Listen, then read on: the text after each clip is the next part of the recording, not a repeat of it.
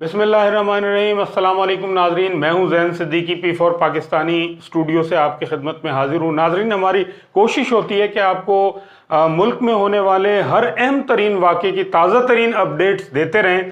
तो जैसा कि आपके इल्म में है, एक बदकुमाश शख्स ने इस्लामाबाद में लड़के और लड़की के साथ जो ज़्यादती की थी, उसका जो शोर है वो अभी तक पूरे मुल्क में महसूस किया जा रहा है, उसका दर्द अभी तक पूरे मुल्क में महसूस किया जा रहा है। और इसके हवाले से पुलिस भी बहुत सरगर्मी के साथ जो है वो काम कर रही है। इस वक्त ताज़ा तरीन अपडेट्स ये हैं कि इस केस के, उस्मान मिर्ज़ा केस के 8 मुल्ज़िमान में से 6 मुल्ज़िमान गिरफ्तार हो चुके हैं और उस्मान मिर्ज़ा जो बदकुमाश शख्स था, उसके भाई को और एक और उसके साथी को तलाश किया जा रहा है। नाजरीन, इस केस के अंदर पहले 5 दफ़ात थी, अब मज़ीद 3 दफ़ात लगाई गई हैं, जिनमें भत्ताखोरी और जिनसी ज़्यादती का भी एक शिक शामिल है।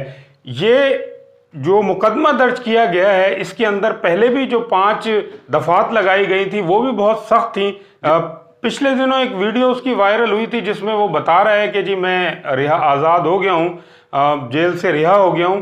तो ये बिल्कुल गलत वीडियो थी। लोग ये समझने लगे कि शायद इसको रिहा कर दिया गया है। चूँकि वज़ीर आज़म पाकिस्तान इमरान खान साहब इस केस के पीछे हैं, तो सवाल ही पैदा नहीं होता कि ये जो है केस ख़त्म हो या इनको रिहाई मिले या इनको कोई इस केस में रिलीफ मिले। इस वक्त पुलिस जो है वो सरगर्मी से काम कर रही है। इसके अलावा कल उन्होंने एक प्रेस कॉन्फ्रेंस भी की थी जिसमें ये सारी चीज़ें बताई थी, लड़का और लड़की के बयानात भी लिए थे। लड़के ने ये बात बताई है कि इन मुल्ज़िमान ने, इन दरिंदों ने हमसे तकरीबन 13 लाख रुपए जो है मुख्तलिफ औकात में ब्लैकमेल करके इन्होंने लिए हैं। और इसके अलावा इन्होंने मज़ीद जो है इनसे डिमांड ये करते रहे मुल्ज़िमान कि हमें मज़ीद पैसे चाहिए। और इस सूरत हाल से ये लोग बहुत ज़्यादा परेशान थे और इनकी ब्लैकमेलिंग में आकर ये रकम उन्हें देते रहे।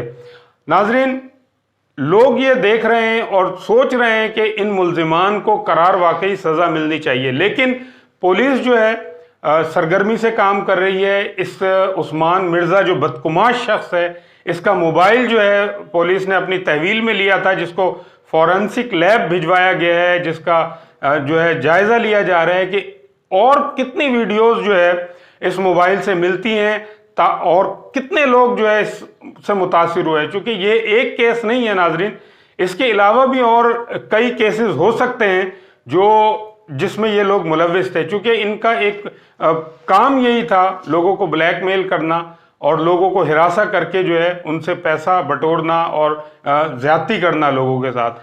तो पुलिस जो है अभी तक की जो उससे तफ्तीश कर चुकी है, पुलिस जो है इसको थोड़ा सा राज में रख रही है, वो नहीं बताना चाह रही लोगों के सामने।